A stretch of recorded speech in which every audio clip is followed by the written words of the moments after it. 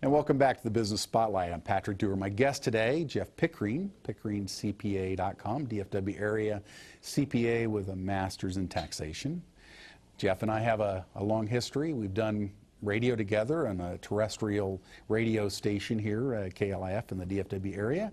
But if you're out of the area, you'll want to connect to Jeff because he really knows his stuff. Jeff, thanks for being on the show. Thanks, Pat.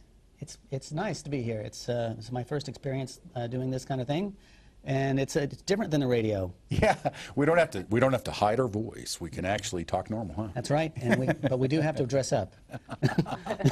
Yeah, it's like you know they told me I had a face for radio, and I went, I'm gonna do it anyways. So the big thing is that during this segment, we're talking about who's your ideal client, and then how. Because 80% of your clients come from referrals, how can you use social media? Kathy, thanks so much for being on the show. Sure, thank you. Kathy Brandon will be talking about how you can amp up your social media and get even more impact. So who is your ideal client? Well, my ideal client is usually a business owner. Not always, but it's strange. The more money a person makes, the more I'm able to help them. And so it's, there's just some kind of proportional relationship. So if you're making, if you're a business owner, or if you just have we've got a Facebook millionaire, and we're able to help him a lot as well. But generally, business owners we help, and people who are what I would call wealthy. Nice. So I imagine probably a lot of financial planners like to connect to you. Yeah, they do. We don't do any financial planning ourselves in our office, but we like to keep track of who's who in the financial planning world and be able to refer out. Oh yeah, I wouldn't doubt that. In fact, I have a financial planner who's been on the show that I'm going to introduce to you, and so, Kathy, what can he be doing to amp up his social media? Well, I love the story about you being a jazz musician.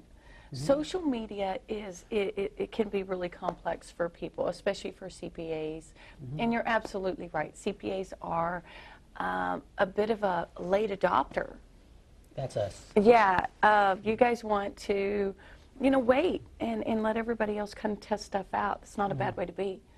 Well, in some ways it's not ideal. I mean, always waiting for somebody else to be the pioneer, so sometimes you don't reap the rewards. Yeah. Sometimes it's not bad.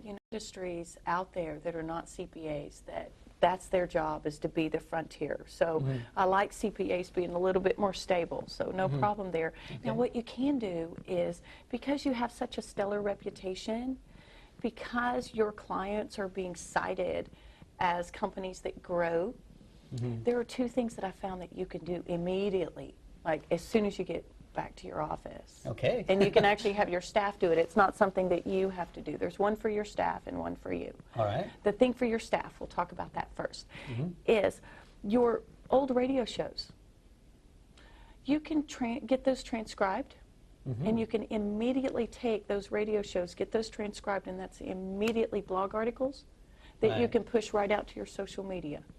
And that's a real quick and easy project because you answered questions on the radio from guests. Right.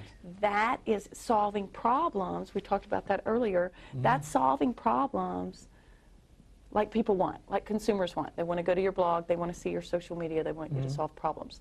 The second thing that you can do is whenever you're going to play jazz, post it on Facebook.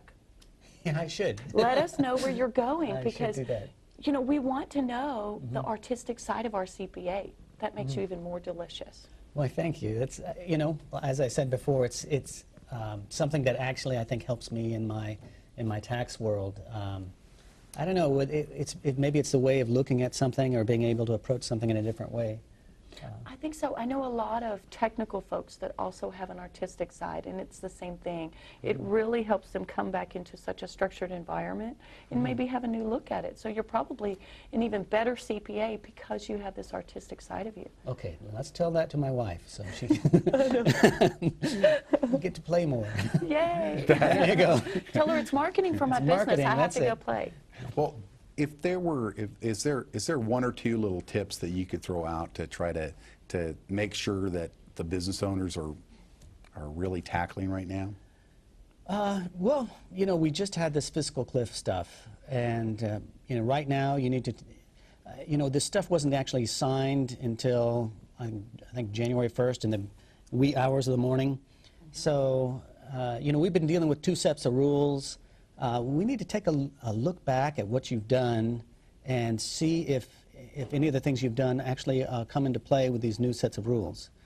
One of the things, there's this 50% bonus was a big surprise for us. So some people are going to be able to take large advantages from this 50% bonus depreciation. So now, when you say 50% bonus, just to clarify, I guess they should connect to you if they want a clarification. Yeah, I don't want to sit there and talk about details right now. We'd lose everybody. No worries on that. I know that as we come into this last segment of the show, we're going to talk more about how to connect to Jeff and then what the process is that he walks through with each of his clients to make sure that they're taken care of. The Business Spotlight, I'm so thankful that we're in Dallas and Fort Worth, we're in Houston, and then we blast it out on the internet. If you want to be on the show, you ought to call me. But we'll be right back after these messages from our sponsors.